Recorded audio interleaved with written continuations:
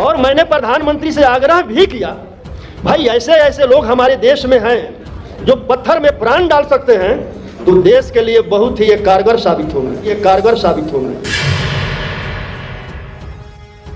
ऐसे लोगों का भारत सरकार सूची बनाए और सूची बनाकर जो बॉर्डर पर हमारे सैनिक देश के सुरक्षा में लड़ रहे हैं, हर बटालियन के साथ एक प्राण स्पेशलिस्ट को वहां रख दें। और हमारे देश में जितने हॉस्पिटल हैं, सभी हॉस्पिटल में हर स्पेशलिस्ट डॉक्टर हैं, लेकिन प्राण स्पेशलिस्ट डॉक्टर किसी हॉस्पिटल में नहीं है, तो हर हॉस्पिटल में एक प्राण स्पेशलिस्ट डॉक्टर भी रख दे। और ऐसे अपराधियों को कहाँ होना चाहिए? तो मोदी जी को ये काम तो करना चाहिए ना, कि जो राम को लाया है हम उनको लाएंगे। अगर वास्तव में राम भगवान हैं, उनको लाने वाला कोई है क्या? और उन्होंने शपथ लिया कि हमें मंदिर नहीं चाहिए, हमें विद्यालय चाहिए। और मैंने जब पटना में होर्डिंग लगवाया, मंदिर का मतलब मानसिक गुलामी का मार्ग, और स्कूल का मतलब जीवन में प्रकाश का मार्ग। अब तय करना है कि आपको बिहार में हमसे मीडिया वालों ने पूछा कि राम में प्राण प्रतिष्ठा होने वाला है, उस पर आप क्या कहते हैं? तो मैंने जवाब दिया, अभी तक राम बिना प्राण के थे क्या? सारे मीडिया वालों ने कहा कि आरजेडी विधायक का विवादित बयान, ये विवादित बयान है क्या? और मैंने प्रधानमंत्री से आग्रह भी किया, भाई ऐसे ऐसे लोग हमारे देश में हैं जो पत्थर में प्राण डाल सकते हैं, तो देश के लिए बहुत ही ये कारगर साबित होंगे। और ऐसे लोगों का भारत सरकार सूची बनाए और सूची बनाकर जो बॉर्डर पर हमारे सैनिक देश के सुरक्षा में लड़ रहे हैं, हर बटालियन के साथ एक प्राण स्पेशलिस्ट को वहां रख दें।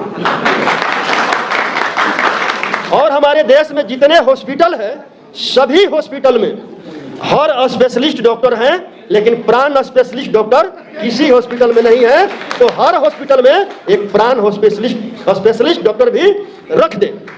अगर ये लोग हमारे सेना में और हॉस्पिटल में जिनका मृत्यु होता है उसमें प्राण नहीं डाल पाते हैं, तो आप समझिए कि ये लोग पूरे देश में अंधविश्वास फैला रहे हैं, पाखंड फैला रहे हैं, मनुवाद फैला रहे हैं। और अंधविश्वास और पाखंड फैलाना कानूनन अपराध है, और ऐसे अपराधियों को कहाँ होना चाहिए? तो मोदी जी को ये काम तो करना चाहिए ना, लेकिन करेंगे नहीं। आज भी वो कह रहे हैं और पूरे देश में चल रहा है कि जो राम को लाया है हम उनको लाएंगे। अगर वास्तव में राम भगवान हैं, उनको लाने वाला कोई है क्या? और राम राज के बारे में आप लोगों को पता है क्या?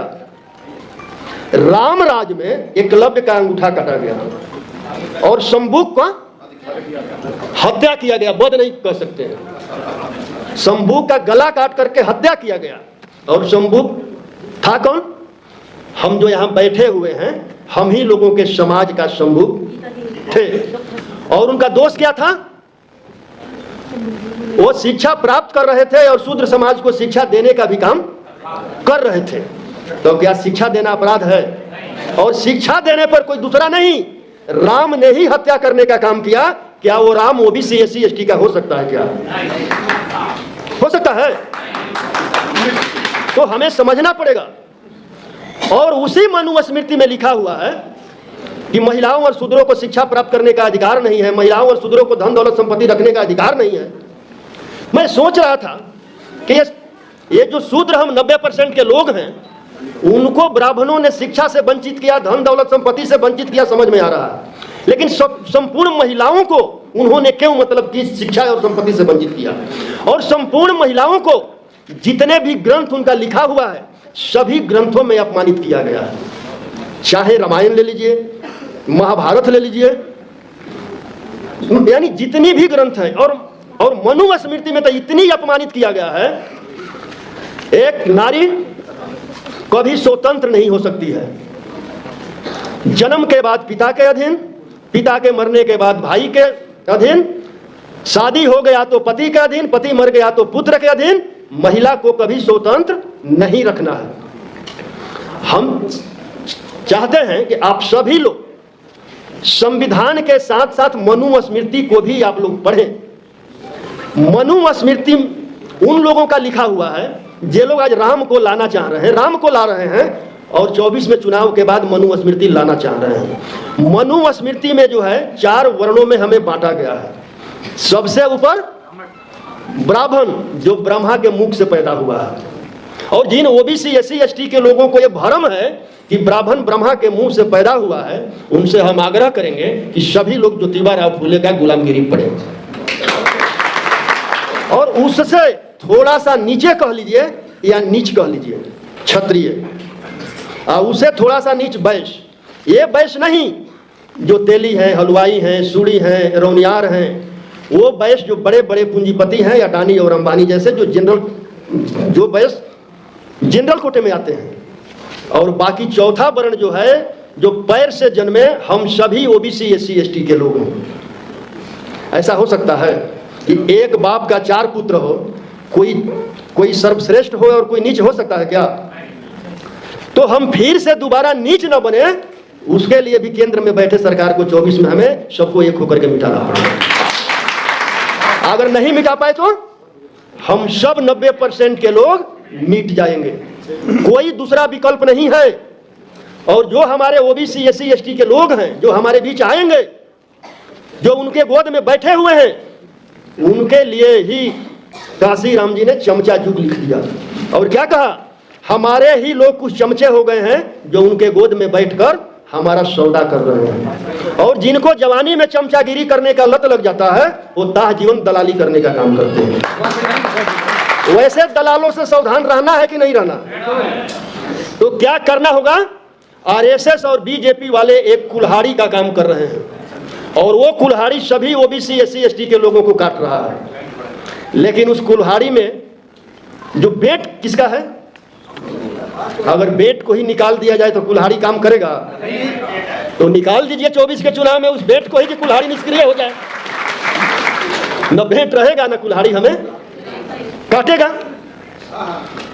और जो जयंती है सावित्री बाई फूले जी का और फातिमा शेख जी का, अवंती बाई लोधी जी का, तो शिक्षा के क्षेत्र में मैं भी जो है 7 जनवरी को सावित्री बाई फूले का मैं डेहरी होम सोन में जयंती मनाया था। उसमें लगभग 25-30 हज़ार लोग आए थे, और महिला और पुरुष का बराबर हिस्सेदारी था। क्योंकि मैंने सबको आग्रह किया था कि जो भी आए अपनी पत्नी को लेकर आएंगे, क्योंकि जब तक महिला में बदलाव नहीं होगा, सामाजिक बदलाव संभव नहीं है।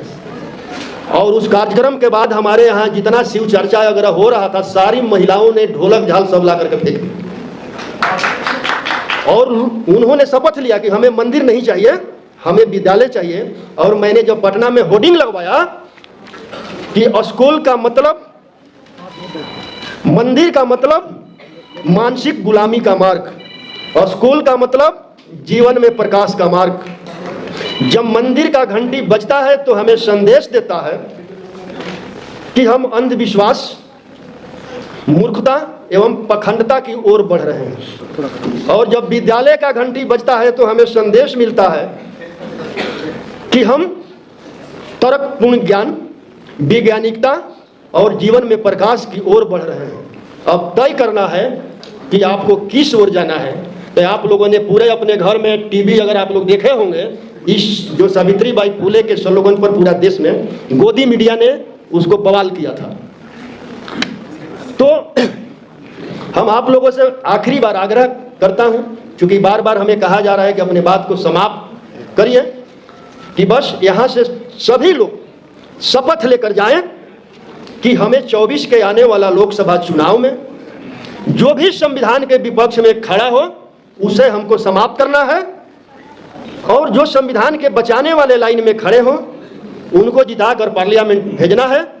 तभी हम अपने अधिकार और हक का और शिक्षा का जो है उसको हम बचा पाएंगे। बोल रही थी जो पाल समाज की जो बेटी थी, बहुत अच्छा बात बोल रही थी, आईएएस बनना चाहिए, आईपीएस बनना चाहिए, लेकिन करेंगे क्या? आपको जो नई शिक्षा नीति थी 2020 के द्वारा जो लेटरल एंट्री लाया गया है, जिसके द्वारा लगभग 400 संयुक्त सचिव बना दिया गया है,